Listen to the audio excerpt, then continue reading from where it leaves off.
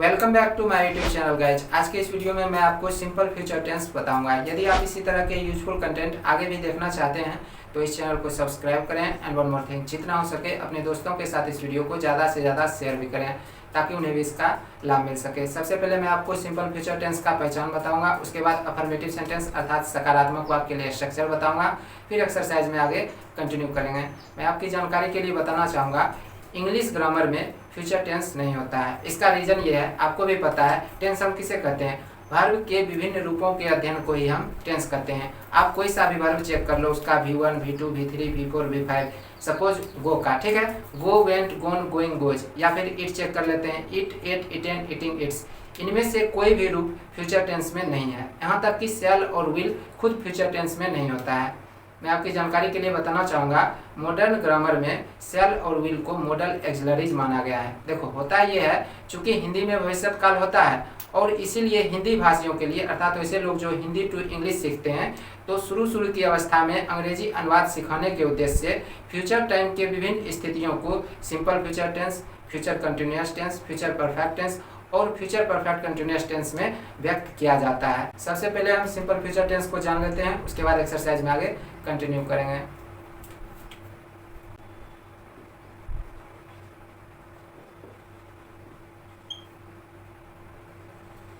Simple future tense की क्रिया से प्राय यह पता चलता है कि कार्य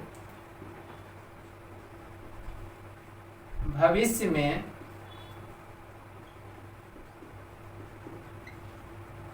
सामान्य रूप से होगा। उदाहरण के लिए, वह पढ़ेगा, मैं जाऊंगा, वह कल आएगी, इत्यादि। अर्थात पहचान क्या हो गया,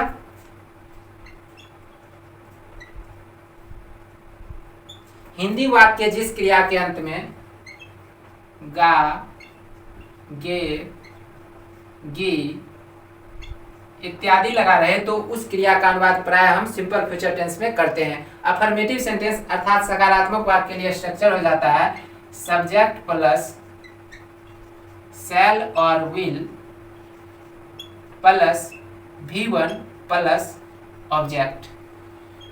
ये स्ट्रक्चर हो गया अफर्मेटिव सेंटेंस अर्थात सकारात्मक वाक्य के लिए। यहाँ पर आपको ध्यान ये रखना है, जनरली सामान्य तौर पर आई या फिर वी के साथ आपको शैल प्रयोग करना है, ठीक है, और अन्य सभी सब्जेक्ट के साथ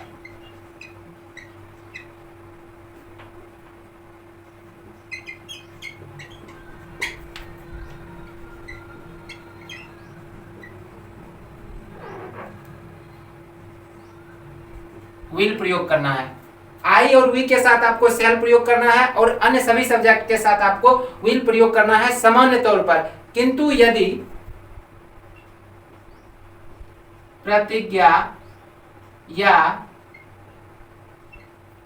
दृढ़ निश्चय या आज्ञा या निषेध का भाव व्यक्त करना हो, अर्थात प्रतिज्ञा या फिर दृढ़ निश्चय या फिर आज्ञा या फिर निषेध का भाव व्यक्त करने के लिए आपको आई और वी के साथ विल प्रयोग करना है और अन्य सब्जेक्ट के साथ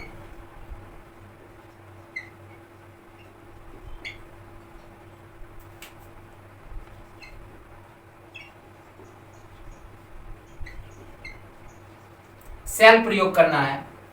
उदाहरण के लिए, मैं यह काम अवश्य करूंगा। अब यहां पर देखो क्या है, अवश्य लगा हुआ है, अर्थात प्रतिज्ञा या फिर दृढ़ निश्चय का भाव व्यक्त हो रहा है, तो यहां पर हम आई के साथ विल प्रयोग करेंगे। ठीक है, I will do this work.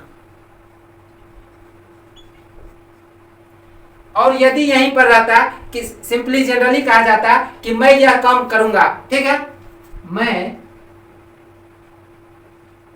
यह काम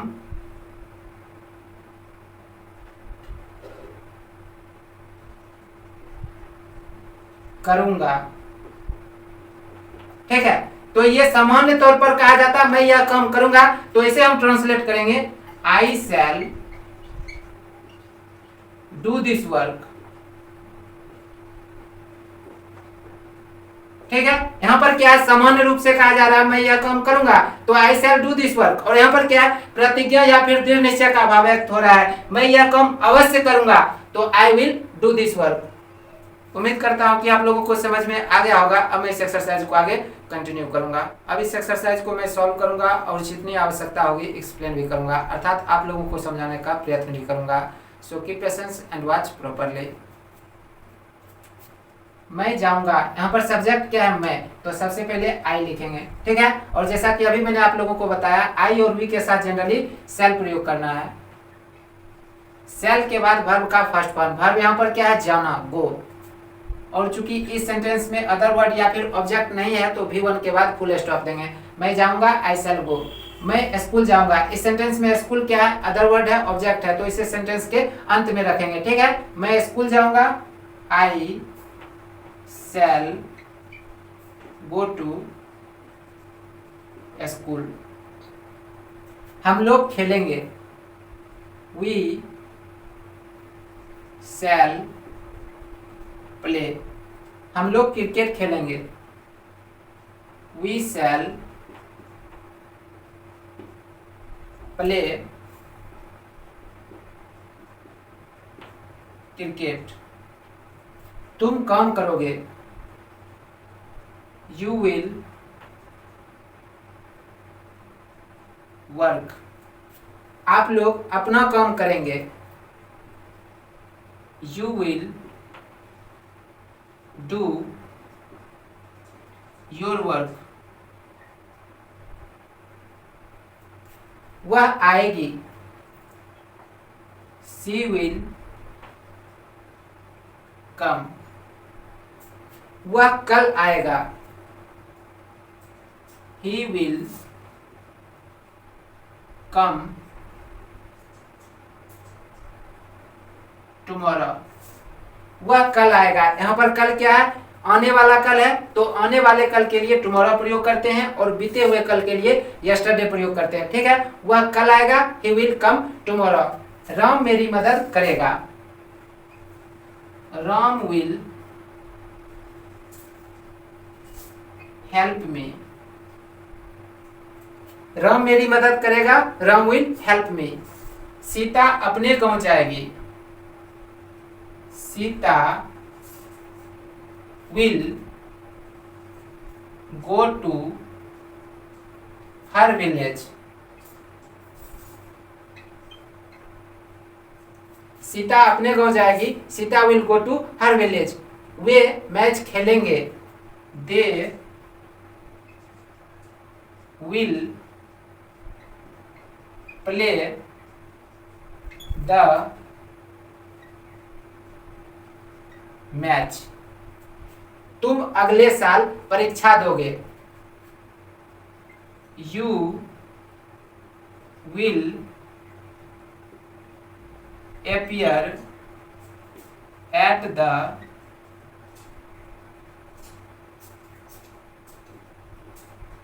examination next year।